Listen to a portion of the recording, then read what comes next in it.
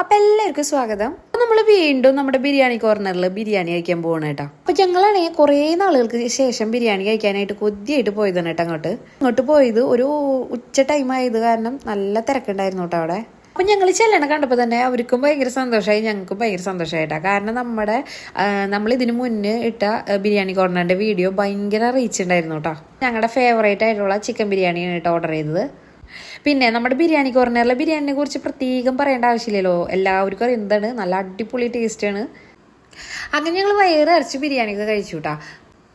പിന്നെ ഇവിടെ ചിക്കൻ ബിരിയാണി കൂടാണ്ട് ചിക്കൻ ദം ബിരിയാണി ഉണ്ട്, ബീഫ് ബിരിയാണി ഉണ്ട്, തലപ്പാക്കട്ടി ബിരിയാണി ഉണ്ട്, പിന്നെ മട്ടൻ ബിരിയാണി ഉണ്ട് കേട്ടോ.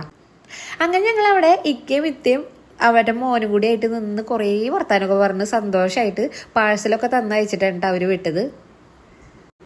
അപ്പം എല്ലാവരും മസ്റ്റായിട്ട് പോയി ട്രൈ ചെയ്ത് നോക്കിയോളൂ കേട്ടോ. Thank you.